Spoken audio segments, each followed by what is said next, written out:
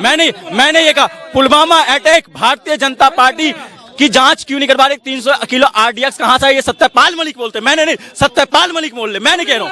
कह रहे जांच क्यों नहीं करा? सत्यपाल मलिक बोल रहे हैं। अरे उस समय के गवर्नर सत्यपाल मलिक, उनकी बात मैंने बोला, सत्यपाल मलिक। पहले मेरी बात सुनिए, आप जाइए बरेली, पहले अपना दिमाग का कराइए एक्सरा, दिमाग हो गया हिंग, ठीक है, दिमाग आपको हो गया हिंग। जो मोदी करा, अगर राहुल फारसी इतना अच्छा होता तो सारी सरकार गोली क्यों मारी जाती? बोलिए, कौन कांग्रेस में जमीन लेट के मरा?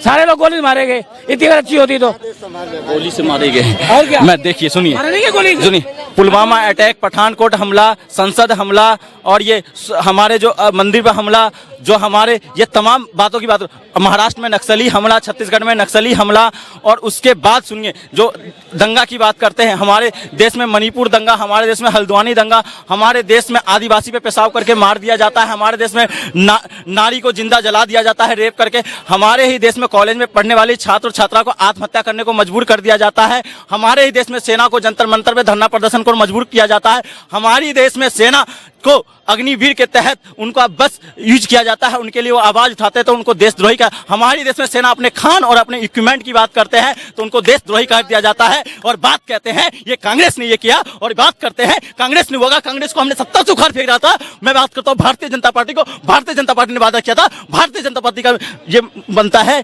जिम्मा बनता है कि वो इस काम को करे, लेकिन उस काम के बजाय वो भटकाने का काम करती है। वो उनकी गारंटी को लेकर बात हो रही है, गारंटी क्यों नहीं? ये भाई साहब कांग्रेस बीजेपी बुराई क्यों करते हैं? इनका भाई रहता पाकिस्तान में, जब कांग्रेस सरकार थी फौजी लोगों मूल काट के फुटबॉल वगैरह खेलते थे, अब खेलने को नहीं मिल रही, इन्हें बुराई लगती है। पाकिस्तान कहाँ से आ गया? नहीं, ये पाकिस्तान इसलिए आ गया ना, जो बिन बुलाए बिरयानी खा ले, अगर उनकी चर्चा करेंगे तो पाकिस्तान तो आएगा ही।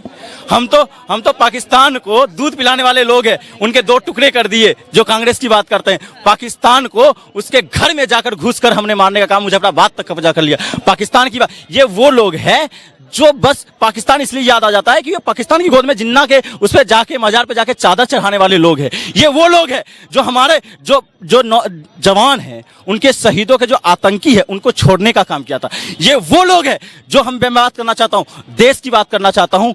आज जिस देश की बात है, आज इन्होंने तो देश को तोड़ने का ही हमेशा काम किया। अच्छा, कांग्रेस जोड़ती रही।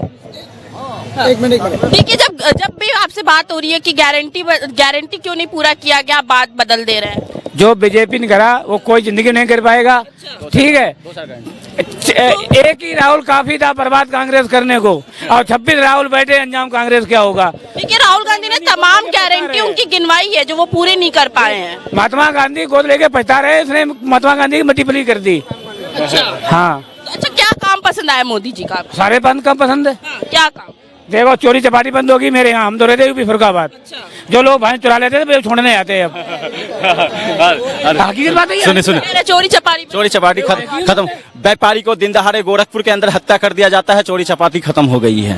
व्यापारी को गाजियाबाद के अंदर दिन दहाड़े मार दिया जाता है, चोरी चपाटी खत्म हो गई है। जेल, दासना जेल के अंदर AK-56 चला जाता है, गोलियों से भून दिया जाता है, वहां पे जो है लॉ एंड ऑर्डर ओके है। दिन दहाड़े कॉलेज की छात्रा को गोली से भून दिया जाता है, वहां लॉ एंड ऑर्डर सही है। वहां पे गौ हत्या के नाम पर बुचरखाने खोल दिए जाते हैं, और बुचरखाने खोलने वाले का जो नाम है वो भारतीय जनता पार्टी सरकार में मंत्री है, और उनके नाम पे कंपनी चल रहा है, लेकिन वो सारे वहां पे सही है। बात क्या करते हैं, जो कहते हैं ये लेते हैं ना, हमेशा गौ मांस की बात करते हैं। उन गौशाला में जिस तरह से हमारे गौ की हत्या कर दी जा रही है, उनकी जांच कराने से कतराते हैं, क्योंकि जब तक वो दूध देती है तब तक वो गाय को रखते हैं, जिस दिन दूध दे देता है उन्हीं को बुचरखाने सप्लाई करने का काम करते हैं, और जब इन्हें दंगा फैलाना होता है तो उसी भोली भाली मुसलमानों का यूज करते हैं। और करने वाला कौन होता है? ये तमाम लोग होते हैं। मंदिर सामने करे, क्यों झूठ बोलते हो? तो ये दादा यूपी में कितने बुचरखाने हैं और कितने चल रहे हैं अभी? 32 है, अब तो चल रहे हैं सिर्फ 32। 6 दो तो इनके पाठक साहब का ही है, जो अपने आप को बहुत, और वो भी मेरठ में ही है, कहीं और जाने की जरूरत नहीं, मेरठ और हापुड़ में, ठीक है। उनके सरकार में मंत्री है, नाम लेके कहता हूँ, उनकी प्राइवेट कंपनी है जो इम्पोर्ट एक्सपोर्ट सबसे ज्यादा गौमांस की बीफ की जो तस्करी बढ़ी है, आपको पता है। और ये भगवान की बात, भगवान के नाम पे तो वो यूज करते हैं, भगवान के नाम पे तो हमारी भावनाओं से खेलते हैं, भावनाओं के नाम पे हम जैसे भोली वाली जनता है, जो आम जनता है, जो कलम और किताब की बात करता है, तो उनके हाथ में में बस क्या करते हैं, तलवार लो, अरे तुम्हें मुस्लिम से दिक्कत है, तुम्हें इससे दिक्कत है, तुम्हें पाकिस्तान से दिक्कत है, तुम्हें फलाना से दिक्कत है, तुम्हें धिकाना से दिक्कत है। हम कहते हैं नहीं, मुझे चाहिए शिक्षा चाहिए, मुझे इलाहाबाद यूनिवर्सिटी में एडमिशन चाहिए, मुझे BHU में एडमिशन चाहिए, मुझे ये तमाम लखनऊ यूनिवर्सिटी में एडमिशन चाहिए, मैं तमाम कह रहा हूँ दिल्ली यूनिवर्सिटी में चाहिए, JNU में चाहिए, IIT और ISC का नाम हो, प्रोजेक्ट तमाम प्रोजेक्ट की बात करें। सुनिए, JNU क्यों लिया फिर? इन्होंने JNU का नाम पहले भी लिया था। JNU में नारे लगते हैं इनको महानुभाव को बता दूं, निर्मला सीतारमण JNU से पढ़ी हुई है, तमाम जो बीजेपी के नेता और जो कांग्रेस के नेता, तमाम जो IAS अधिकारी जो है वो JNU से पढ़े लिखे हैं। और आपको बता दूं, देश का पहला ऐसा विश्वविद्यालय है जो आज भी विश्व के पटल पे अगर कोई डंका बजा रहा है तो जवाहरलाल नेहरू यूनिवर्सिटी है। उसके अलावा दूसरे नंबर पे IISc बेंगलोर रहता है। इन्होंने कहा JNU ही क्यों नाम लिया। मैं कहता हूं JNU ने देश को सींचने का काम किया, देश को मजबूत करने का काम किया, लोकतंत्र को मजबूत करने का काम किया, इसलिए JNU का नाम लिया। और JNU में जो लोग नारे, अच्छा ये बताइए, राहुल गांधी कह रहे हैं कि रोजगार का वादा दिया गया था और आमदनी दुगनी करने को बोला गया था किसान की, कोई गारंटी पूरी नहीं चाहिए। कांग्रेस 70 साल में क्या किया, कांग्रेस ने क्या किया 55 साल में, बताओ पहले। पर अभी की सरकार तो भाजपा है ना, उनसे सवाल पूछा जाएगा कि गारंटी क्यों नहीं पूरी होगा। धीरे धीरे होगा, एकदम हर चीज हो जाएगी। अच्छा, होगा 10 साल हो गए, तीसरी बार में हो जाएगा। अब तीसरी बार 400 पार आएगी। ये कितनी बुराई कर लें लोग, ये गारंटी है 400 पार आएगी तो आएगी बस। तीसरी पारी आते हुए तो फिर नई गारंटी देने लग गए मोदी। तो क्या हो गया, जब हमेशा कांग्रेस बनी रहेगा, सरकार आएगी। ये जो एक गाना है, सबने घोंगे मरने की दुआ कौन करेगा, इन जैसे लोग होने चाहिए बुराई करने वाले। हम तो भगवान दुआ करते हैं। और जब बीजेपी बुराई जितनी वोट देगा उतनी बीजेपी हार जाएगी। अच्छा, और जो कांग्रेस है कांग्रेस हारती है।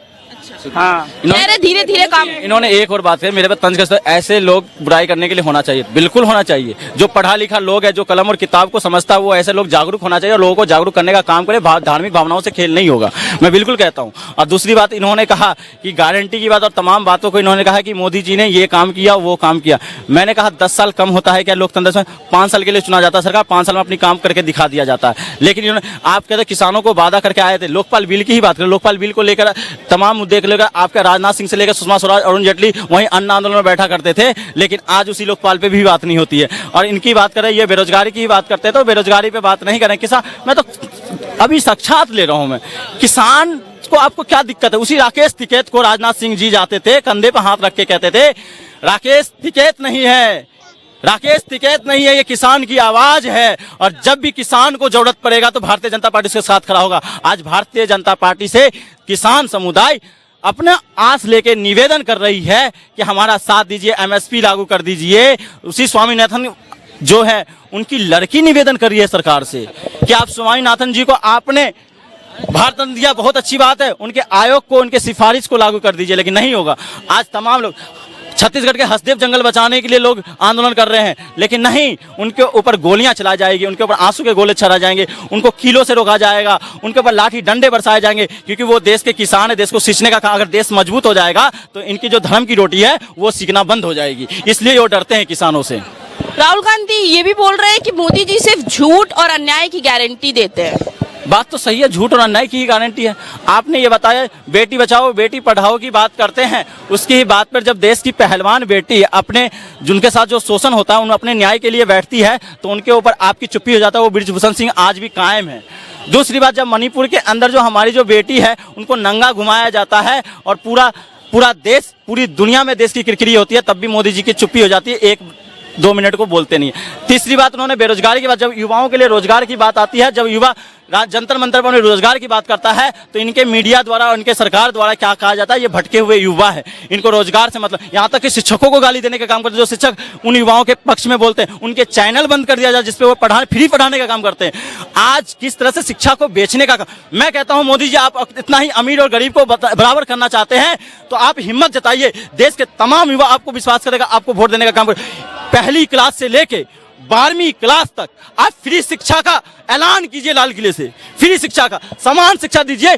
आप ये करते हैं, जो प्राथमिक शिक्षा है वो तो अमीर बच्चे पैसे के बल पे खरीद लेता है और उस शिक्षा फ्री में लेता है, लेकिन जब वही फ्री में जब बच्चा उस शिक्षा के लिए जाता है तो उन शिक्षा उन्हें फ्री में नहीं मिलता है। तो ऐसी हालात, ऐसी असमानता देश के अंदर नहीं लाइए। आज जिस तरह से निजी स्कूलें खुले जा रहे हैं वो कहीं ना कहीं ये खाई बना रहे हैं अमीर और गरीब के बीच में। और अमीर और गरीब के बीच में खाई किससे बनना है? शिक्षा के माध्यम से। जब उनको शिक्षा से वंचित कर दिया जाएगा तो बाद में यही लोग कहते हैं इनके पास मेरिट नहीं है। मैं कह रहा हूं मेरिट की बात करना, लेकिन पहले से लेकर 12वीं तक फ्री शिक्षा करे, चाहे निजी हो चाहे सरकारी स्कूल हो, उसके बाद तो हम ले लेंगे सारी चीजें।